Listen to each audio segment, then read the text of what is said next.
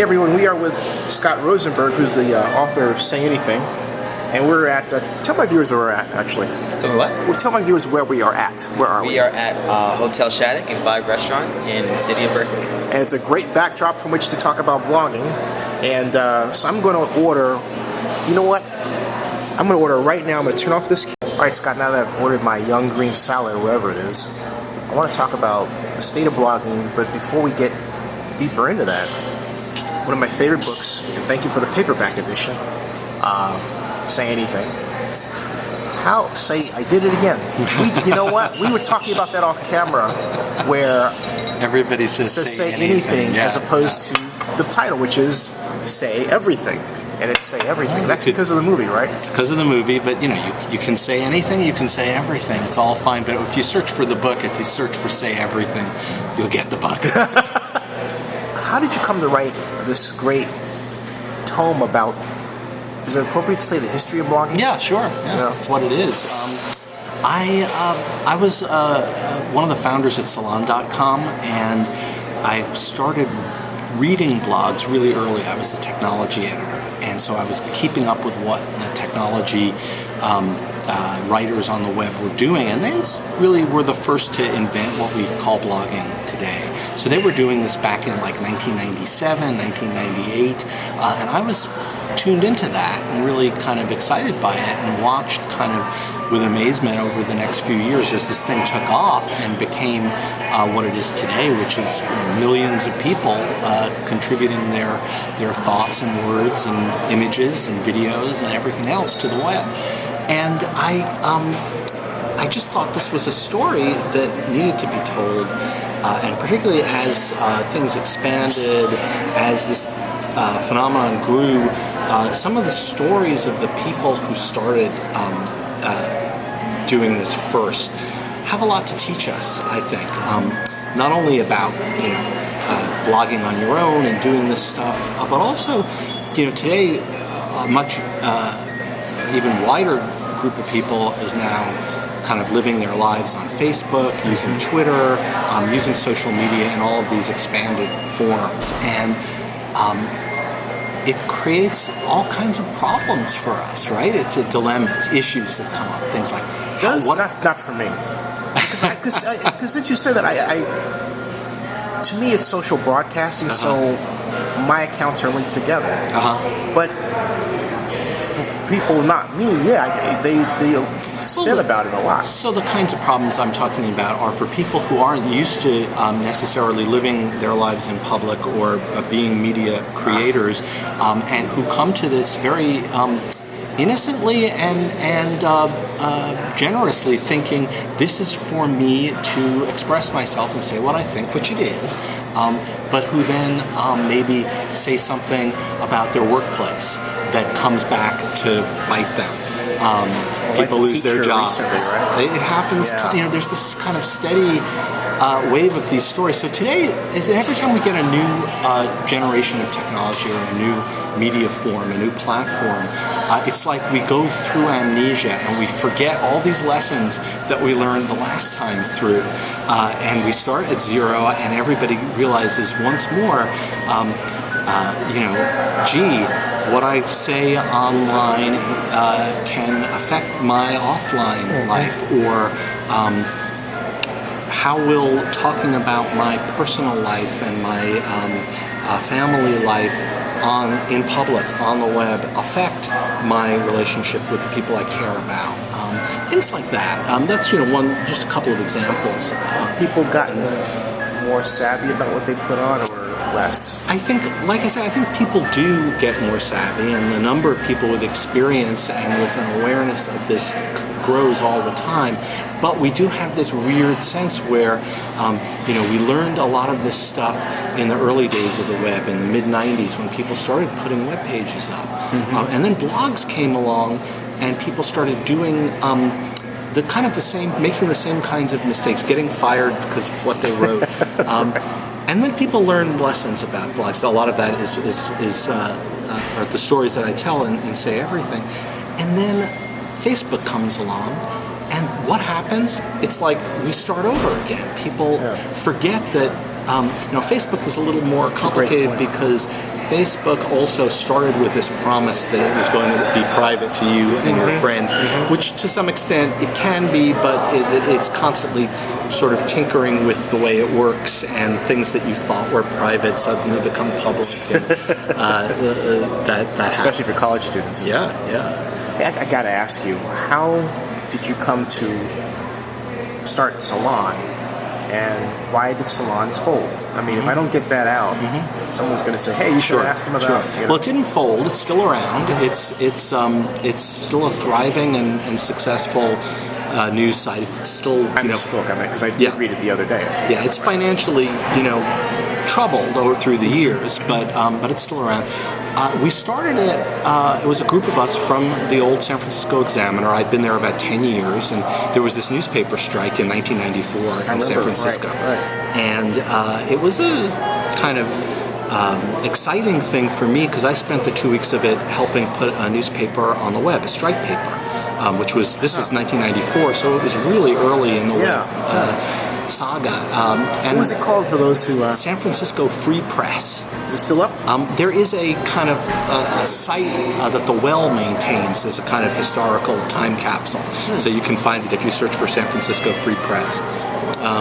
It's there, kind of like very quaint looking now. You take a look at it, it's kind of primitive, but it was exciting. And so I fell in love with the web doing that, and then we all went back to our jobs at the Examiner, and after the strike it was not a happy place.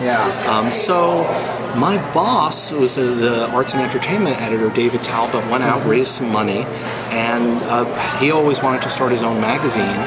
Doing it on paper, raising money to start a magazine on paper was difficult. But the web, it was possible at that point to raise some money. So he did. He hired about a half dozen of us from the Examiner. We all left our union jobs and dove into the web because we were crazy and it was exciting. And that's how I wound up there. And then Salon sort of its trajectory over the 11 years that I was there, was very much started out as a sort of magazine, almost a weekly magazine. Which, when you think about it, a weekly magazine on the web, we didn't understand the immediacy of the medium at the very beginning, but we caught on pretty quickly. Expanded, lived through the whole .com thing, went public, became did an Created IPO, some stars like Joan Walsh, and all that. On television a lot. You bet. And and then went through the bust when we had to, we had grown to like 150 people. We had to shrink again, lose a lot of people, which was painful. I was the managing editor through that whole time, so that was kind of a real. What happened? What happened with the bust? Yeah. A lot of companies. Well, you mean the big picture, or specifically at Salon? Specifically at Salon. Well, what happened was we actually survived, unlike a lot of companies, because we had a core staff that still believed in what we were doing. A lot of companies that had been set up to make a fortune for the founders, when it became clear that they weren't going to make a fortune, it's like, okay, close up shop, move on to the next thing, which is perfectly reasonable. But we had this, kind of commitment to creating this product that we loved and doing this journalism and writing that we cared about. And so we kind of hung on, and we raised some money from our audience. I mean, we were one of the first sites that ever had a paywall. Right. We did that, we tried everything. We raised money from our users through a kind of almost like an affinity group thing. Then eventually we settled on the division where you could get the ad-supported version for free, or you could pay a little money each year, and the ads went away, and you had the premium edition. And is your background in journalism, by the way? Yeah. So I was to school. I went to Harvard, and I worked on the newspaper there. That was my training. And then I was in alternative weeklies. I worked for the Boston Phoenix for several years, and then came out here to work at the Examiner, where I was the theater critic. So are you arguably one of the few journalists who really made the jump early on from print to the web? There were plenty, although not in numbers compared to what it's like today. Right. But there were, all the people I worked with at the Examiner who started Salon were in the same boat. There were people who did things like there were people who founded Slate, which started about 6 months after Salon. Michael Kinsley, his gang. There were, and then later in 1997, 1998, when the .com boom really took off, there was a wave of journalists that came online. It's so long ago now, it's hard to remember. But is it fair to call that the second wave? And maybe now we're seeing a third wave? Oh God, we're probably on to wave 6 or 7 by now. Yeah, depending on how big the wave is. That's why I thought, it might be waves, tsunamis. I would say roughly. I hate to use the term right now, but 3 waves. The first wave being in the 90s, all the way through the .com bubble. The second wave being the whole period from like 2002 to 2005 or 6, where you had the first rise of blogging. A lot of the story I tell in my book. All of the political blogs that came along in that era, the Daily Kos and then later Huffington Post on the left, on the right, Instapundit, and some of the other conservative blogs. There was this huge explosion then. And then in the last few years, it's really been the sort of commercialization of the sort of internet media becoming big media, Newsweek and the Daily Beast being kind of now an AOL and Huffington Post, both being examples of that in action. What is the state of blogging? The state of blogging is really interesting right now because what you find in the media, a lot of stories, I'd say every 4 to 6 weeks there's a headline that says blogging is dead. Right. You've seen them? That's right.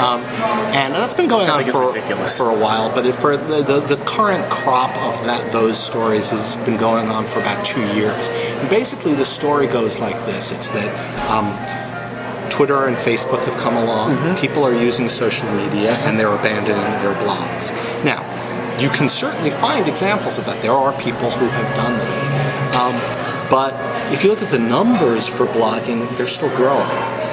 And if you look at the age groups are a little different. There are more people who are over 30 blogging now than there used to be, and fewer people in their teens. Really? Yeah. Is that because of the impact? Also, are people considering Tumblr? Because there's a type of blog called Tumblr. Right. There's a type of method of blogging called the tumble. Is that part of the statistic? Because a lot of teenagers are going through that, so that's why. I think that the Tumblr at this point would be considered a blog, right? Because it's not. It's a network of blogs that has some of the extra features and lets you network more easily, but it's still basically pretty recognizably it's a blog. Right. So I think that as far as I know, those statistics, those are Tumblr, Posterous, some of these other tools that let you blog under their umbrella and using their tools. Do you have the one thing that I find fascinating is that Perez Hilton, Radar Online, TMZ, the whole gossip, and Just Jared are all blogs that were not ran by journalists. And yet they're, from a traffic standpoint, the top blogs. What does this say about the state of journalism? And why is it that, or correct me if I'm wrong, it seems that journalists and media makers don't seem to be playing nice with each other? Why am I wrong? Well, it's a really long and complicated story. I've got a whole chapter in the book that's about journalists versus bloggers, which is a conflict that's kind of been around spurred forever. me to write my blog post saying I'm not a journalist, I'm a blogger. So it's useful in talking about this to start just by defining things a little bit. And what I like to say is that journalism is an act that you can perform on a blog. Well said. Blogging is a form of personal publishing for the most part. It's personal media creation, and people do it for all sorts of reasons. Some people do journalism on a blog. Some people write a diary. Some people promote their businesses. Some people use it as a kind of way of exploring a subject that they're interested in, or some experts use it to kind of build their reputation in their field. So there's all these different ways that people use blogs, and journalism is just one of them. But journalists do have a role in our society which they jealously guard, which is that they define things. They try to, and until recently have generally been able to kind of set the agenda for a public conversation. And so when blogging first came along, journalists looked at it and said, aha, they judged blogs in terms of whether they were or were not journalism. And they looked at it and saw that a lot of people were just writing about what they had for lunch. And so they dismissed the whole thing. They said, why would you want to write about what you have for lunch? I'm a journalist. I don't do that. And that became a sort of a shorthand dismissal of the entire phenomenon, which I think was a big mistake, and which I think a whole lot of journalists have now, sort of moved beyond. But interestingly, that's the same exact language that you hear with every new wave of internet-based tools that come along. So with Twitter, when Twitter came along and journalists started writing about it, it's exactly the same complaint. Right. You saw one by one the columns by journalists saying, well, now I understand blogs and people are using blogs in interesting ways. But with Twitter, I mean, who cares what you had for lunch? Yeah. And it's the same. I remember Kara Swisher got after me because I got after her about saying that Twitter was implying that was simple. And she said, I didn't say that, but that was the message. Yeah. It was, it's funny because I kind of fell into that with her. So, I think journalists are human and they tend to look at each new kind of internet form of communication in terms of how can I use this and what does it mean for me and my profession and my job and my industry, which is completely understandable, but it gives them a limited role. So in the early days of blogging, John Markoff, who's a really distinguished journalist, New York Times technology correspondent, understands the internet really well, looked at blogs and sort of scratched his head and said, well, people keep telling me to blog, and I say, well, I already have a blog. If you ever visited it, it's at www.newyorktimes.com. And this was sort of a flip line, but it also sort of, I think, it helps explain why journalists have such a hard time understanding the value and use of blogs. They thought, most journalists already have a public platform where, whatever their publication was, their newspaper, magazine, station, they didn't need a platform, and so they didn't understand how liberating and exciting and unique it was for someone who didn't already have that opportunity to suddenly have it for free. Right, absolutely. Yeah, thank you. I think for me, the reason why I approach it in the way that I do, and I'm more often than not a critic of what I call old media, is that, well, from an African American standpoint of this African American, I'm not going to pretend to put words in other people's mouths, but there is that song that a lot of, quote, us have been excluded from newsrooms. My point has been, if you know tech, no one can exclude you from anything. And that's why it's some of the same journalists who are much older now, who in the past have been the practitioners of that behavior, are now crying in their soup about this new medium that anybody can play in. Do they quite understand that the anger that people have over the old media and why people are eager to replace it? I think in some cases they do, in some cases they don't. I think that the flip side of that is that what you hear from the journalists is completely understandable insecurity and fear about losing your job, losing the profession that you entered as a young person, and maybe now you're middle aged or older, and you're not sure how to pay your rent or pay your mortgage or whatever. And arguably, some of the journalists were not part of that behavior either. They were actually on the flip side of it. So it goes both ways. And generally, when people are angry, if you look deep enough into it, it comes from some kind of insecurity or uncertainty in their lives, and you can understand it. So I think, but what it's now being turned toward Ariana Huffington, right? Yes, you bet.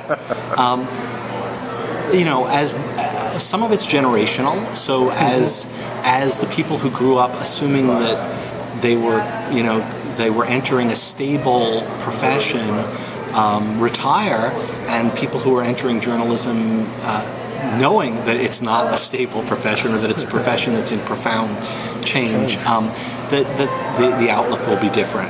but I entered journalism in the early 1980s at a time when you could say, you could look at it as my parents did and say, well, why are you entering a shrinking field? Why would you want to do that? Right. So it's not. What was your answer? My answer was, it's what I love. It's what I want to do. I love writing, and I'm going to give it a try. Have you branched out into, and I want to hear your take on the idea that journalists need to become more multimedia? Not just blogs, but for example, not just Twitter, but also YouTube. Sure. So what's your take on that? Do you have a YouTube channel? Do you make your own videos? I've made very few. I'm a word guy. Yeah. That's hence what I the blog love. Word Yard, right? And that's what I do. Word Yard, which I do read. And I think so. I think it all depends on who you are. The great news is that all of these channels are sort of available now, and if you're the sort of person who either has talent in many multimedia directions, or if you are someone who just feels the urge or desire to kind of express yourself, video, audio, text, you name it, great, you can do that now. But don't you feel compelled sometimes to strike back on video against the James O'Keefes of the world? So with James, I know you're mad at him. Yeah, I'm mad at him. Tell people who James O'Keefe is. So James O'Keefe is the conservative activist who has developed this sort of sting operation where either he or his Confederates will dress up, go in disguise, and secretly, surreptitiously record exchanges. They went after Acorn, the neighborhood. The community organizing group, and most recently they went after this NPR fundraiser and pretended to be this Arab group that wanted to give $5 million to NPR, and he said some things that were somewhat impolitic, and made it seem like he was partisan, although later it turned out that if you look at the full-length video and the edits make it look far worse than it really was. Which is this guy's pattern. It's totally unethical. Not the first time they've done totally unethical, and that's this guy's pattern. That's what he does. Yeah. And he's now done it multiple times. And so, to me, if you're a journalist, the job of the media is to, among many other things, consider the source. Right? You don't. If somebody is but therein lies the rub. Because I didn't interrupt you. But go ahead, finish your thought. Well, if somebody is known as a serial liar, which is how I would describe James O'Keefe, you owe it to yourself before you, for instance, just act on the basis of this video that he releases, to spend some time analyzing it, to take a look at it, to say, has this been edited? Has it been altered in some way? Right. As it turns out, it has been.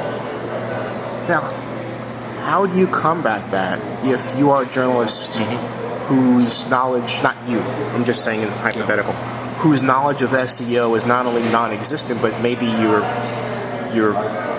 deride it, and suddenly you want to strike back against the Mr. O'Keefe, but you don't have the firepower because he knows SEO, he knows how to make something go viral, right? Yeah. So then that's the new media, that's the area that we're in. Yeah. He's not even working with SEO though. I mean, he's already standing on the platforms of people like Andrew Breitbart and the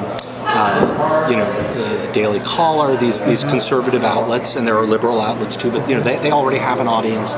They are. And they have giving kind of a ring too of bloggers, a platform. Yeah, right.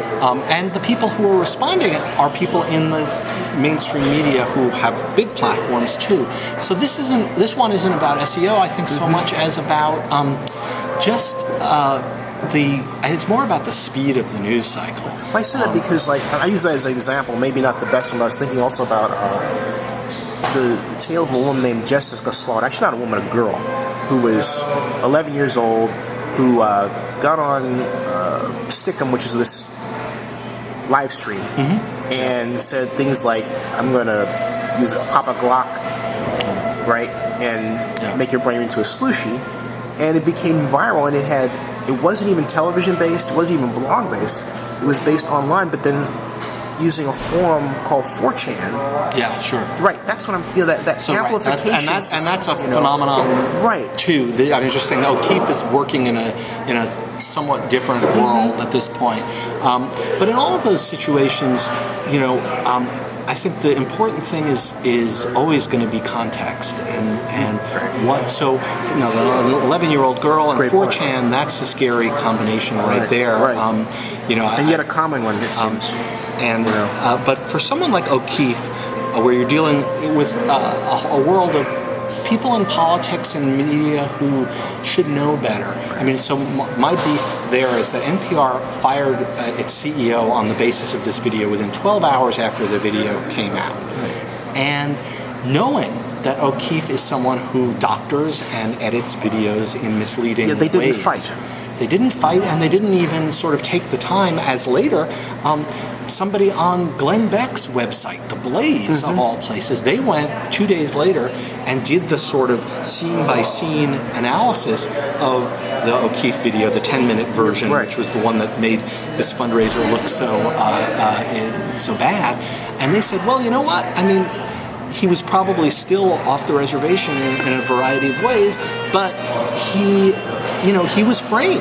I mean, this line about how the Tea Party are all racists, which was one of the key exhibits against him. Turns out, if you read the whole quote in context, he was saying there are these conservative Republicans I know who have left the party because they think it's been taken over by these Tea Party people who are racists. Which is a whole different... I mean, here's my point. Why not just, if you say that, okay, it's all a funding issue. They're afraid of losing their funding. They're afraid of losing their status. But on the other hand, is it that maintaining federal funding means you have to be, is there something in the clause that says you have to be bipartisan? Well, what it means is that at the moment, Congress is in this moment of cutting, and the Republicans are in control, and they have a beef with NPR to begin with. So it's all very pragmatic. It's not about what's in their charter. It's about what will or won't rally support in Congress, support in the public, to either support them or defund them. So it's a political battle. What would you have done if you were running NPR?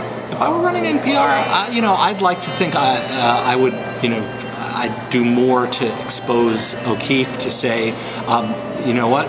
Their media correspondent did the report yesterday. I heard it on All Things Considered.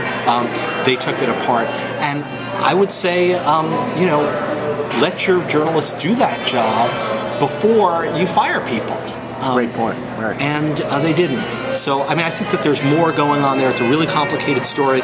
Public radio is also in this battle where the local stations who are much more dependent on federal funding than NPR is, they're sort of and they're the ones who who choose the members of the board, which is who fired the CEO. There's sort of internal conflicts happening there as well. Their interests are not necessarily the same as that of the national group, because their funding sources are different. It's a very, the public radio, public broadcasting world is really complicated. To which I want to ask you this question. Actually, I have two questions. One is, first of all, are conservative bloggers beating the pants off liberal bloggers?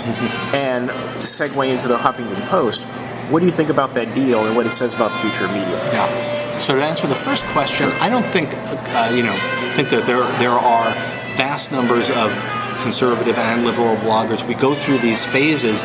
In the early days of political blogging, right after 9/11, there was this period when you could find people saying with a straight face, well, blogging is inherently conservative, because it was a conservative moment. It was a moment when, it was sort of, let's start wars and invade countries, and we're angry. And so, and then there was a liberal backlash, and you had Daily Kos and TPM and lots of other sites come along, and people said, oh, blogging is inherently liberal, and the Dean candidacy and all of that. Right. And then that movement kind of culminating in Obama's election, and people saying, look, Obama has used the tools of the internet to raise money, and isn't that great? And then now we're at this moment when, well, there's this conservative backlash, and they just elected a conservative Congress, and so the internet is reflecting the society. And as the pendulum swings in the country, so does the passion. And what you see happening right now, the pendulum swings are getting shorter and shorter. So now there's sort of a stirring on the left because you have things like what's happening in Wisconsin. And so suddenly the liberal bloggers are up in arms. And the other piece of that dynamic is that it's always easier to get people roused when they're in opposition. So on the web, when your side is sort of on the outs, it gives you an extra kind of charge. And it just, and that is interesting and a little scary because it suggests that we're going to get into this kind of infinite loop of the passion always being on the people who want to kick the people who are in out again. Now, as far as Huffington, I'm not a big fan of Huffington Post in that I think that they've been extremely smart building a business. They managed to do something that we at Salon never did, which was to make, the sort of publishing of... Are you jealous then? Is that the beg the question? I'm not jealous because I'm not... I don't think what they're publishing is necessarily something to be proud of. Some of the pieces that they publish, I think, it's not like, they have good people writing for them and they publish good stuff, but it's the whole site, if you spend a lot of time with it, can leave you feeling a little bit kind of, dirty. It's very focused on the celebrity news. It's very focused on I remember looking at their entertainment page one evening recently, and it was just sort of like one starlet after another in a state of undress. And there's always a demand for that. Yeah, no, it's what it is, but it's not. It can be. It can be overwhelming. But what about it can make the rest of the site feel unserious. But what about the point that the Huffington Post does essentially what you yourself just identified is happening between liberal and conservative blogs? It reflects the society at large. Sure. Well, what's wrong with that? Nothing's wrong with it. And it makes money at that. Because is it? Yeah. In other words, because is it wrong to reflect the market if you're making money? Isn't that what a business is supposed to do? Well, there's journalism is a business, and journalism is also on some level a public calling of sorts. So there are two ways to talk about it. And as a business, what they're doing, I think, is really smart. And they were able to sell it for however many millions to AOL, and now they're going to try to see how that works. How do you think it's going to work? I don't know, because I don't really know Arianna Huffington, and a lot is going to depend on her and her personality and how well she's able to kind of take over the rest of AOL, which is sort of what the job that's been given her is to manage the whole thing. I asked because a blogger that was with Engadget left. Actually, in some small ceremony, because he didn't want to be involved in traffic making, for want of a better term. I'm not sure. I read a little of that. I'm not sure if that was the whole story there or what. I think he was also just someone who'd been there for a long time. Those are really grueling jobs, and I don't know the whole story there. But traffic is what the web is all about, right? You can't ignore it. In the early days of Salon, from the very beginning, we circulated traffic reports to our whole staff. And I can show you a whole pile of quotes from mainstream journalists telling us that what we were doing was corrupt and evil, because it would inevitably corrupt our journalism if we knew what our traffic was. This is why I've been so dying to talk to you, because as an expert and who's wrote this great book, I have to ask you, why is it that journalists seem to act as if they weren't paid at all? They got money from advertisers too. What's going on here? The journalism profession, historically, or at least in the past 75 years, or 50 to 75 years, the businesses had largely a monopoly. The newspaper businesses had monopolies or near monopolies, and the broadcast businesses had publicly sanctioned monopolies in their FCC licenses. And so they were kind of steadily profitable.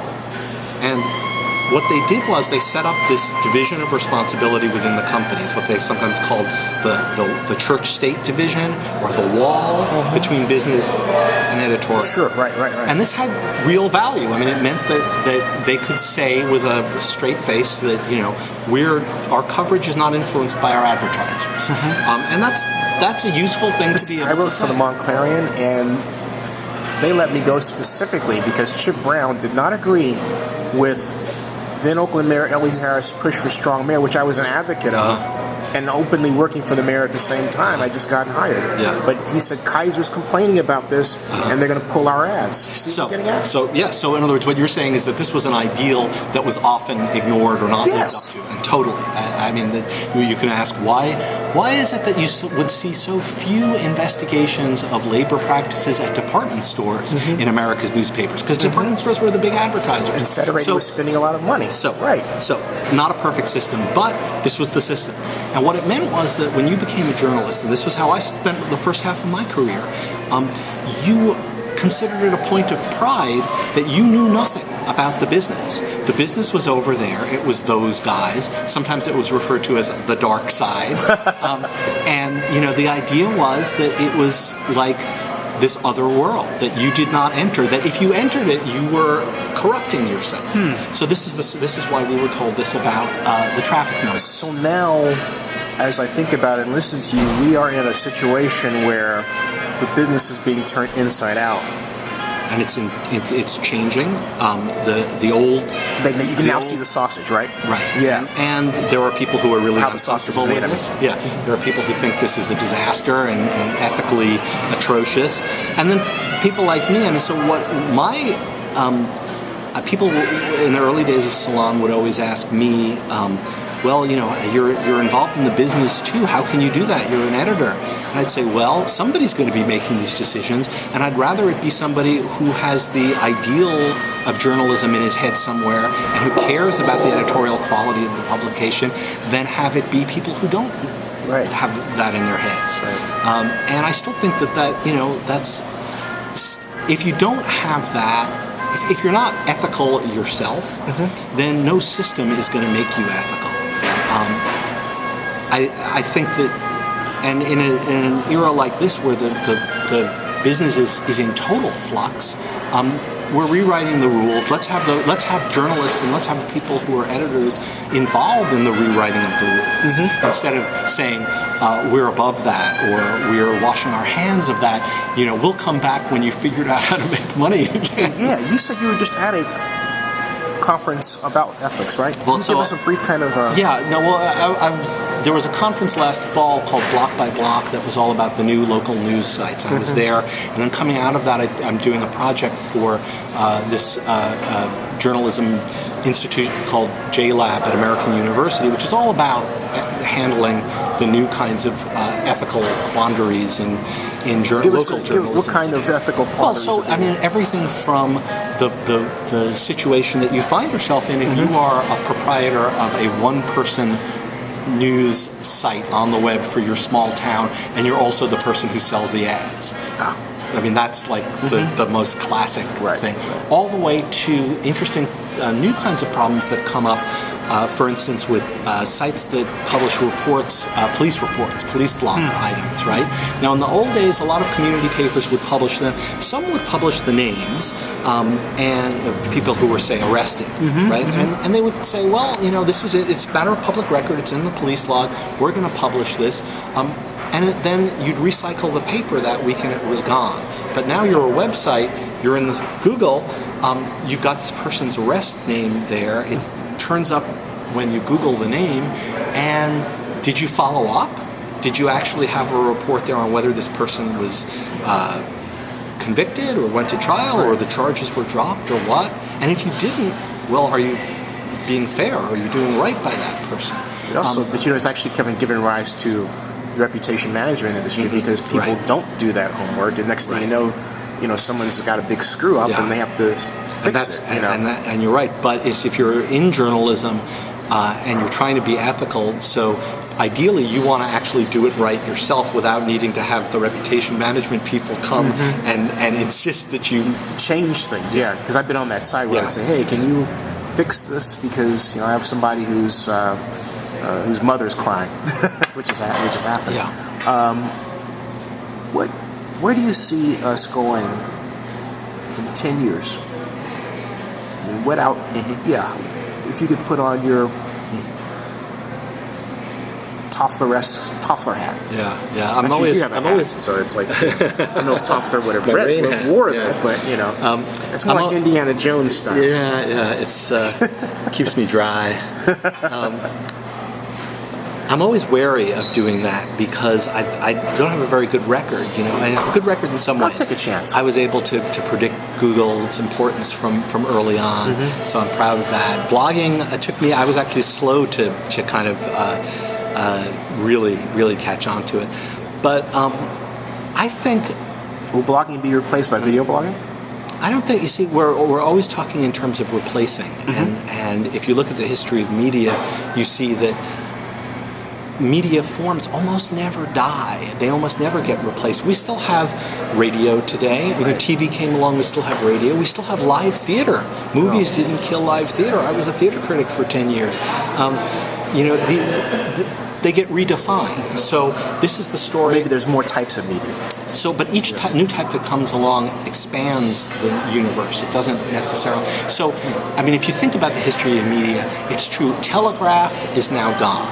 They actually shut down Western Union telegrams a few years ago. I think email put the final nail on that. But it took. Until just a few years ago, you could still send a telegram. So that tells you how hard it is to actually kill or replace a media form. What happens is that a new one comes along and it redefines the old one. Like the iPad and apps, for example? So this is exactly with blogging. So all the blogging is dead articles that come along. They're saying that because they see Twitter and Facebook and they think that's what people are doing. And it is something that people are doing a lot of. But people are still blogging too. What they're not doing so much on their blogs anymore is something that they did a lot of in the early days of blogging, which was post status updates or tell you what they were up to. You did that on your blog because that was where you could. Now we have Twitter and Facebook. They're actually a better channel to do that in. So if you're going to talk about what you had for lunch, you'll probably do it on Twitter. You're not going to put that on your blog. And what that means is that blogs are actually much more substantial now. Blogs are sort of where people put longer form things. You put this video up, this video will be more than 3 minutes long. 41 minutes and counting. That's a blog. That's great stuff, yeah. That's for a blog now. Yeah. And so it's a paradox because if you go back to the early days of blogging, you see what was it criticized for being superficial, for being like little tidbits of things, who cares? And now blogs are actually where people are putting longer form writing, longer videos, and social media is where the little messages go. So if you want to know where, if you kind of try to project that into the future, you got to think, well, what's going to be even shorter? Like television, really. What's going to be shorter than a tweet? I don't know. But whatever it is may come along, and I got to ask you these two questions to close because just for the practicality of file size. Yeah. And I'll let you do a follow up. But what do you think of, first of all, the Daily Beast and the Daily on the iPad? Will the Daily Beast survive now that they killed the Newsweek brand? Yeah. And will the Daily succeed on the iPad? Yeah. Well, the Daily Beast, so Tina Brown now has Barry Diller's money behind her, and the Newsweek name. She's got these. The Daily Beast before the Newsweek merger wasn't working, and that's why they. This is kind of let's kind of throw the deck of cards up in the air and reshuffle it and see what happens. She's very, dynamic editor who attracts a lot of attention, and she'll spend a lot of money, less money than she did on her last project. And, we'll see. I'm not hugely her last project was Talk, right? I think it was. Talk magazine. Right. So I'm not hugely confident because I think that, you've got two cultures now. You've got the Daily Beast and Newsweek. You've got these, it's going to be a very tough thing to pull off. Now, for the Daily on the iPad, I think unless they kind of revamp it and change it radically over the next year or two, it's very hard for me to see how that's going to succeed. The iPad is fantastic. It's a great platform. why you would produce a media product that is only on one platform and that aggressively sort of says, we're not connected, we're not part of the web. We're only like an app on your iPad. And we're daily, and we're going to have an occasional update, but we're not really going to be there for you 24/7. That isn't the way news works today. And so I have Completely ignores search engines. I have a really hard time seeing how they're going to make that work. It reminds me when I started writing about technology was the days of the CD-ROM in the early 90s, and it kind of reminds me of that. So I hope that there's a lot of good people there, smart people, talented people, and I hope that they will, having started this way, they'll see, we have to rejigger what we're doing and rip it up and try something a little different. And they might, you might see that. Scott Rosenberg, I think, true to the title of Say Everything, we pretty much have, but I don't think we there's always left out stuff that we couldn't do a follow-up with. Thank you so much. Thanks a lot.